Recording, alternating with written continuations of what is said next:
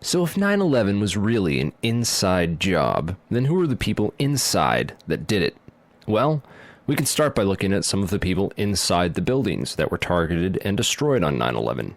In the impact zone of the North Tower was a company called Marsh & McLennan, which at the time was the world's largest insurance brokerage company. One of Marsh's executives was a guy named L. Paul Bremer, who was also the chairman of the Congressional National Commission on Terrorism from 1999 to 2000, and the U.S. ambassador at large for counterterrorism from 1986 to 1989. Instead of going to work on the day of 9/11 and dying inside the towers with hundreds of his employees, Bremer decided to go on MSNBC and tell the world that Osama bin Laden was behind the attacks and possibly Iraq and Iran, and then he demanded the most severe military response we can come up with. L. Paul Bremer was called away from Marsh in 2003 to become the Iraq occupation governor, a role he has been widely criticized for. So Bremer not only worked inside the buildings, but had offices directly in the impact zone of the North Tower where Flight 11 would hit. He missed work on 9/11 to give us the official story on national television, and went on to be the Iraq occupation governor. You really can't get more connected to 9/11 than that. Oh wait, you can, sorry. I forgot to mention that Bremer was also the former manager for Kissinger Associates. He was a member of the board for Akzo Nobel, the parent of International Paint Company, which produced a fireproofing application for skyscrapers called Interchar. Bremer was also on the International Advisory Board for the Japanese mining and machinery company Komatsu, which at the time had been involved in a joint venture agreement with Dresser Industries, the oil services intelligence front where Prescott Bush Sr. and George H.W. Bush got their start with Neil Mallon. Anyway, the Komatsu Dresser mining division operated from 1988 to 1997, and in July 1996 it patented a nanothermite demolition device that could, quote, demolish a concrete structure at high efficiency while preventing a secondary problem due to noise, flying chips and dust, and the like. As many of you know, residues of thermite, a highly energetic chemical mixture, have been confirmed in samples of World Trade Center dust, and the use of thermite at the World Trade Center was also revealed by environmental data. See the description for more links and sources. But wait a minute. It would have taken tons of this stuff. How could they get it inside the buildings and put it into place without anyone finding out? This would have taken hundreds of people. Someone would have talked by now. It just doesn't make any sense. Well, who ran security for these buildings? Marvin Bush's company Securacom Stratesec did, up until 1998 when that role was handed off to Kroll Associates. Yet Stratesec still retained security contracts that didn't expire until the day of 9/11. Both these companies have a suspicious cast of characters working for them. Bush's cousin, Wirt Dexter Walker III, was the CEO of Stratesec with a long history as a manager for CIA front companies, such as Glor Forgan. The corporate operating officer of Stratesec was a guy named Barry McDaniel, who came from BDM International, where he was a vice president of material distribution and management systems. He also had a history of involvement with black projects. Securacom Stratesec also ran security at Dulles International Airport, where Flight 77 into the Pentagon was hijacked out of, and also had contracts with United Airlines. They also ran security at Los Alamos National Laboratories during the time period that nanothermite was first being developed there. Then there's Kroll Associates, also known as the CIA of Wall Street. Kroll's managing director was a guy named Jerome Hauer, who, like L. Paul Bremer, survived the 9/11 attacks by going on national television to give us the first accounts of the official story. Before anyone knew it was happening, these guys apparently had it all figured out. In addition to being managing director for Kroll, Jerome Hauer was the national security advisor with the National Institute of Health, which managed the government response to the anthrax attacks shortly after 9/11. On the day of 9/11, Hauer advised the White House to start taking Cipro, an antibiotic effective against anthrax, and then strangely a week later, 2 senators and several people in the media who had been calling for an investigation into the 9/11 attacks were mailed anthrax and told to shut up, apparently by members of Al-Qaeda, who later turned out to be a bioweapons researcher at US AMRID in Fort Detrick, Maryland, named Stephen Hatfill, who had worked with Jerome Hauer for a company called SAIC. Scientific Applications International Corporation, a defense contractor with expertise in thermite-related technologies, played a large part in the NIST World Trade Center investigation. A few other names and companies inside the Twin Towers also worthy of further investigation include Craig Stapleton, who is married to Bush's cousin Dorothy Walker Bush. Stapleton was the president of Marsh Real Estate Advisors from 1982 to 2001. He was a member of the board of directors for Cendant, that was charged with massive accounting fraud in 1998, and went on to join Winston Partners, a privately owned investment firm founded in 1993 and led by George W. Bush's brother Marvin. Other very powerful and well-connected people worked in senior management at Marsh. These included Stephen Friedman, a senior principal at Marsh Capital and former partner at Goldman Sachs, who later became George W. Bush's top economic advisor. Friedman was also a member of the Brookings Institution, the Bilderberg Group, the Foreign Intelligence Advisory Board, and the board at In-Q-Tel, the investment firm founded by the CIA in 1998. In-Q-Tel invests in state-of-the-art technologies related to defense and intelligence work, including nano and chemical technologies, according to its website. In another interesting coincidence, Friedman belonged through Cornell University to a secret society called Quill and Dagger, the membership of which includes Paul Wolfowitz, Sandy Berger, and Stephen Hadley. Wolfowitz, the neocon Deputy Secretary of Defense in the Bush administration, was the author in 1992 of the Wolfowitz Doctrine of preemptive warfare. He also made comments about a surprise like Pearl Harbor months before 9/11 and met with Pakistani ISI General Mahmoud Ahmed in the week before 9/11. Berger, the national security advisor to President Clinton, was later caught stealing documents from the 9/11 Commission investigation. Berger was also the boss of White House counterterrorism czar Richard Clarke, and together with Hadley, who was Condoleezza Rice's deputy, was responsible for delaying or obstructing Clarke's plans to stop al-Qaeda in January of 2001. Jeffrey Greenberg resigned from Marsh & McLennan after being accused of serious financial crimes. The first plane of 9/11 flew directly into his company's secure computer room in the North Tower. Jeffrey Greenberg is a member of the Brookings Institution and the Trilateral Commission. Jeffrey Greenberg rose quickly through management at Marsh, having come there directly from AIG in 1995, and then becoming CEO just 4 years later. At Brookings, Greenberg hobnobbed with Lee Hamilton, co-chair of the 9/11 Commission. There's also Jim Pierce, another Bush cousin, who was managing director of Aon Corporation, who, according to the NIST report, modified unknown sections of Floor 83 in the South Tower in 1997. Jim Pierce had arranged a meeting on the 105th floor of the South Tower for that morning. Pierce survived that day, despite the fact that 12 people came to the meeting in the South Tower and 11 of them died. The location of the meeting had been changed the night before to the Millennium Hotel, where Pierce watched the South Tower as it was hit by the aircraft. Apparently, the meeting attendees were not all notified of the change in location.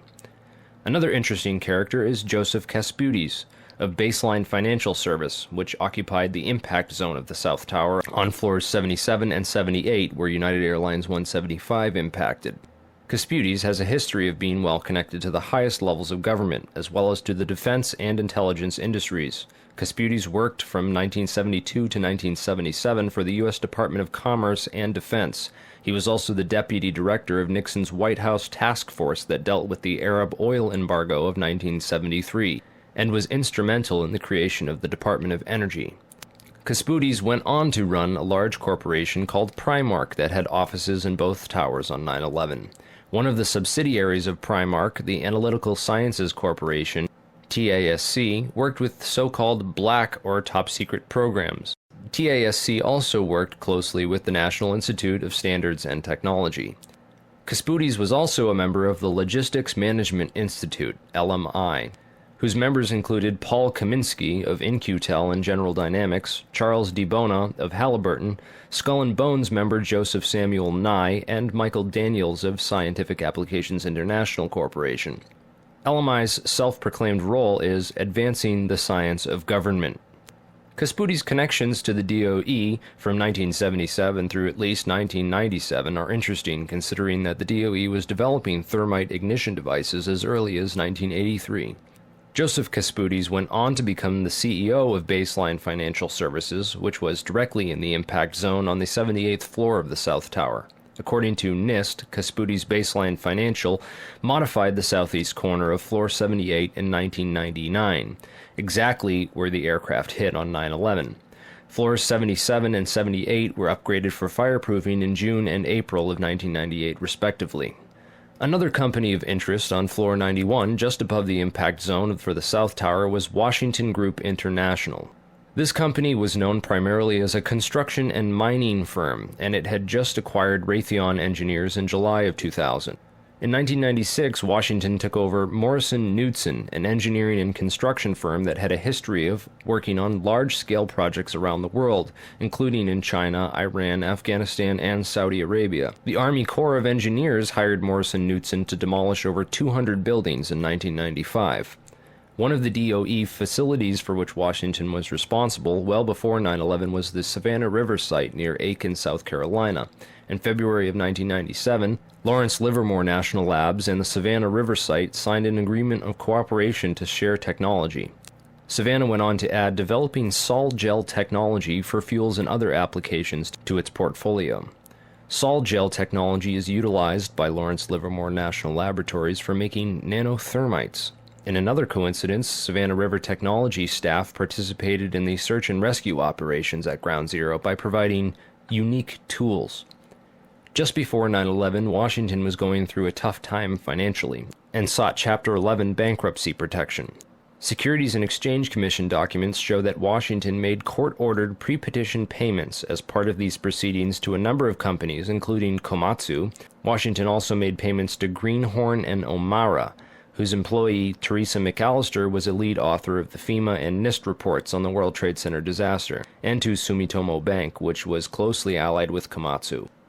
Building 7 was a 47-story federal office building in the World Trade Center site, which collapsed at 5:20 p.m. on the afternoon of 9/11. This building was home to the CIA, in fact, the largest CIA headquarters outside of Langley, Virginia. It also housed offices for the Secret Service and the Securities and Exchange Commission.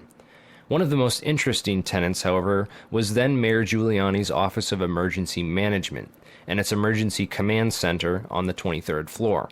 This floor received $15 million worth of renovations, including independent and secure air and water supplies, and bullet and bomb-resistant windows designed to withstand 200-mile-per-hour winds.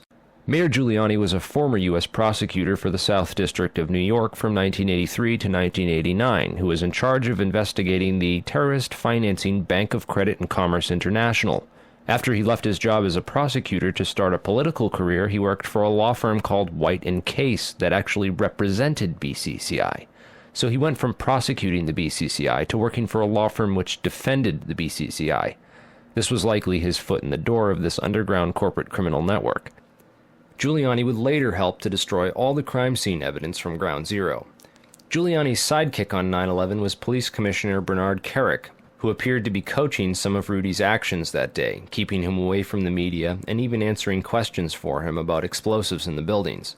In fact, Bernard Kerik gave us the first official government pronouncement that no explosives were involved in the destruction of the World Trade Center buildings.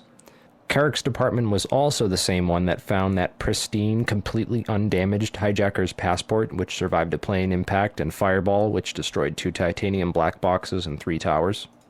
Yeah, Kerik would later receive a nomination from President Bush to become Director of Homeland Security, which he declined for personal and political reasons, and instead took a job training the Iraqi police force in Iraq alongside L. Paul Bremer. Both men are credited for turning Iraq into the unwinnable quagmire it is today.